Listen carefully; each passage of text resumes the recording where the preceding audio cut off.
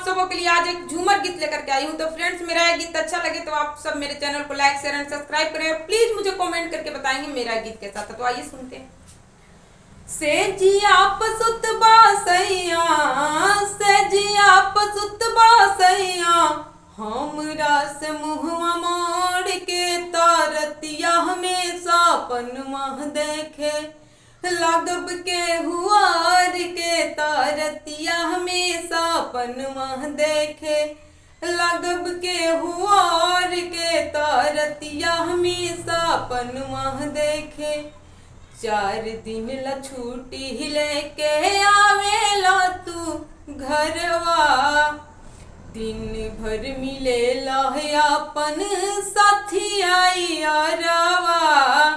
4 दिन ला छुट्टी लेके आवेला तू घरवा, दिन भर मिलेला अपन साथी आई यारवा।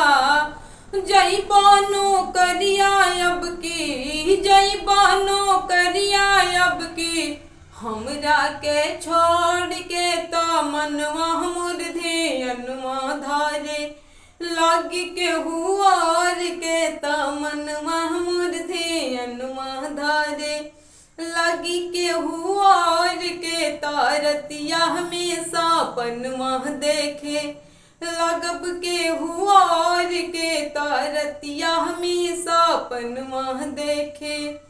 संग न रहे के राहे काहे कैला गवाना, हमरा तो चाहिए बह गोदी में खेलावाना।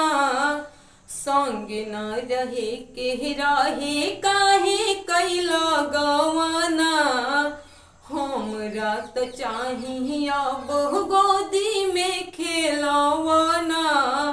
लेल 7 फेरा काहे, लिहल 7 फेरा काहे, हमरा से गठवा जोड़ के तो मनवा हमर ध्यानवा धारे, लागी तोहरा छोड़ के तो मनवा हमर ध्यानवा धारे, लागी तोहरा छोड़ के तारतिया हमेशा पनमा देखे, लागब के हुआर के तारतिया हमेशा पनमा देखे, लगब के हुआर के तारतिया हमेशा।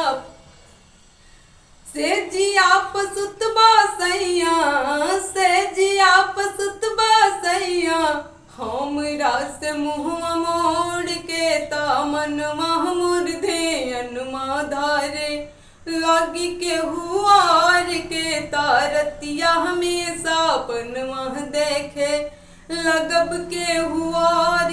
फ्रेंड्स, कैसा लगा बताएंगे।